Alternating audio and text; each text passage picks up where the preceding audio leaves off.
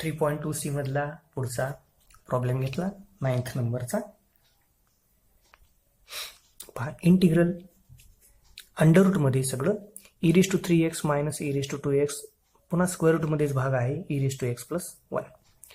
तर काय केलं, त्या e3x आणि e2x मधला e2x कॉमन काढला, म्हणजे integral under root of e2x, इथं राहिला e(x), इथं राहिला -1 कारण की e2x कॉमन काढला. डिनॉमिनेटर मध्ये e(x + 1) आहे. आपल्याला माहिती ह्या टाईपच्या प्रॉब्लेम मध्ये न्यूमरेटर मध्ये स्क्वेअर रूट नाहीये. न्यूमरेटरचा स्क्वेअर रूट निघून जाण्यासाठी काय करावं लागेल, तर e(x - 1)नच मल्टिप्लाय करावं लागेल. म्हणून मी e(x - 1) न्यूमरेटर आणि डिनॉमिनेटरला मल्टिप्लाय केलं. ह्या e2x चा स्क्वेअर रूट e(x) येणार, कारण की e(x) चा स्क्वेअर आहे हा. ऍक्च्युअली e(x) चा स्क्वेअर आहे म्हणून स्क्वेअर रूट बाहेर झाला तर e(x) आला. हा e(x - 1) e(x - 1) त्याचा स्क्वेअर झाला आहे की नाही. आणि हा भाग मात्र a + b a - b झाला. a + b आणि a - b चे एक्सपान्शन काय असतं, a² - b², म्हणजे e(x) चा स्क्वेअर काय झाला a(x), 1 चा स्क्वेअर -1. इथं आता परत न्यूमरेटरचा स्क्वेअर रूट निघून जाईल कारण की हा स्क्वेअर आहे, म्हणजे e(x) इंटू ब्रॅकेट e(x - 1) आलं. डिनॉमिनेटर मात्र e(x) ब्रॅकेटचा स्क्वेअर केला मी जाणून बुजून -1. आता e(x) = काय केलं मी, t ठेवलं. e(x) = t जर ठेवला तर डेरिव्हेटिव्ह e(x) तसंच राहिला, dx = dt. आता हा e(x) आणि हा e(x) च्या ठिकाणी काय केलं आपण,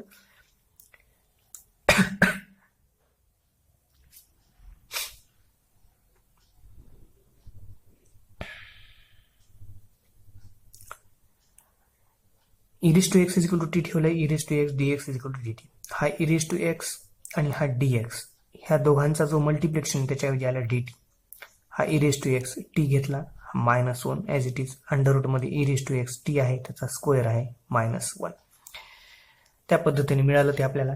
आता इथं तसं सोडवायची गरज नाहीये, कारण की हे डायरेक्ट सोडवलं तर येतं. कसं येतं, कारण की ह्याचा जर डेरिव्हेटिव्ह काढला आपण तर ते 2t येतं. 2 इथं ऍडजस्ट सहज करता येतात. आणि ह्याचं इंटिग्रेशनचा फॉर्म्युला 1 जर आला इथं तर त्याचा पण डायरेक्ट आहे, म्हणून ह्याला तसं न सोडवता डायरेक्ट सोडवलं.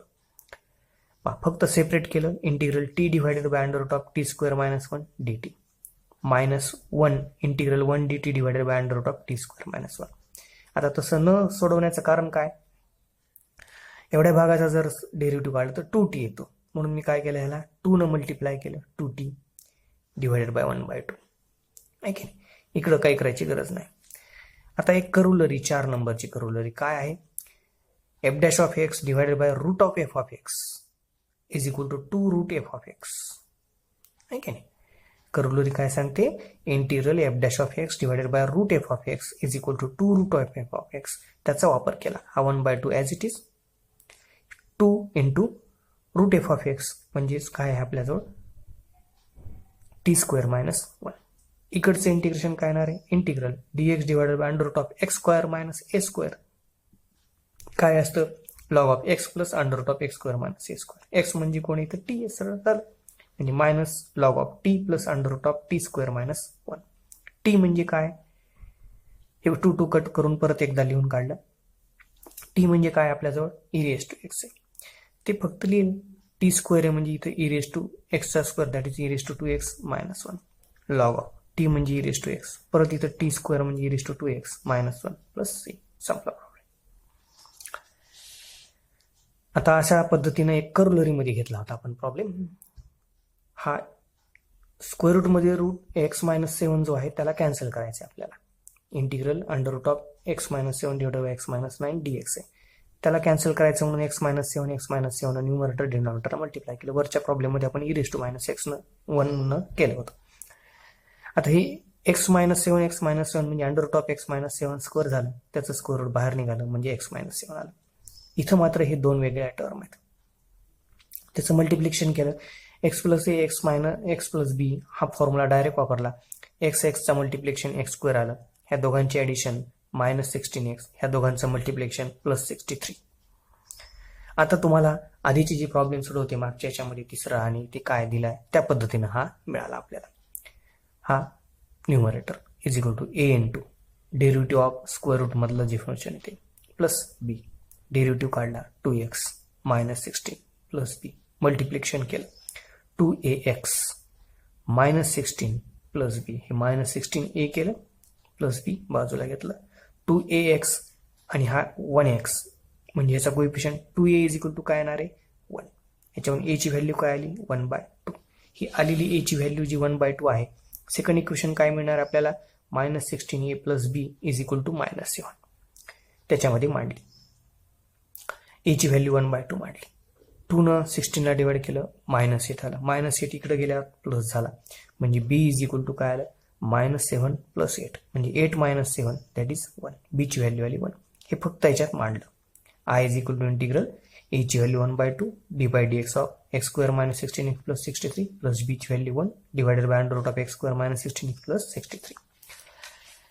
आता सेपरेट केलं इंटिग्रेशन सेपरेट केल्यावर काय आलं 1/2 इंटिग्रल, त्याचा डेरिव्हेटिव्ह काढून टाकला 2x मायनस 16 आला divided by under root of x square minus 16x plus 63 dx plus वेगळं इंटिग्रेशन केलं integral dx divided by under root of x square minus 16x plus 63.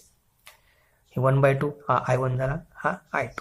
Substitute कशात करतो आपण फक्त I1 मध्ये. इथे लिहायचं x square minus 16x plus 63 is equal to d in I1. Derivative काढला 2x minus 16 dx is equal to dt. I1 integration काय तयार झाला मग हा 2x मायनस 16 इंटू dx म्हणजे dt झाला, हा झाला रूट टी. मागच्या वेळेस पण सांगितलेले रूट टी डिनॉमिनेटर मध्ये आलं तर काय करायचं 2 न मल्टिप्लाय करायचं न्यूमरेटर डिनॉमिनेटरला म्हणजे 1/2 रूट टीचं इंटिग्रेशन रूट टी असतं. हा 2 ॲज इट इज. कशामुळं कारण की रूट टीचा डेरिव्हेटिव्ह 1/रूट टी असतं 2 रूट टी म्हणजे हे 2 रूट टी प्लस C1 आलं 2 as it is root T. टीची किंमत किती घेतली आपण x square minus 16x plus 63 plus C1. I2 integration घेतला. हा टाईप 2 प्रमाणे प्रॉब्लेम सॉल्व्ह करायचा.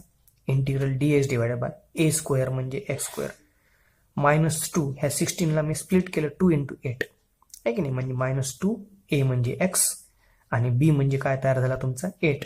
b स्क्वेअर काय तयार होईल मग 8 स्क्वेअर 64. इथं 63 आहेत 64 एक्स्ट्रा आहे म्हणून त्याला लगेच मायनस 64 केला. पहिल्या 3 टर्म काय फक्त ह्यांची वजाबाकी करून घेतली 63 मायनस 64 हे मायनस 1 आलं. पहिल्या 3 टर्म a मायनस b म्हणजे कोणी 8 म्हणजे x मायनस 8 ब्रॅकेट स्क्वेअर झाला 1 हा 1चा स्क्वेअर झाला आणि मग फॉर्म्युला तयार होतो integral dx divided by under root of x square minus a square आहे की जो इथं सुद्धा वापरला होता. मग काय आहे फॉर्म्युला काय log of x plus under root of x square minus a square. x means कोण आहे x मायनस 8 आहे plus x square minus a square. ह्याला सॉल्व्ह केल्यावर ही स्टेप येते, ही सॉल्व्ह केल्यावर ही स्टेप, हे सॉल्व्ह केल्यावर ही स्टेप म्हणजे हे डायरेक्ट लिहून टाकायचं x square minus 16x plus 63 plus C2 कारण की हा I2 सोडवतोय आपण.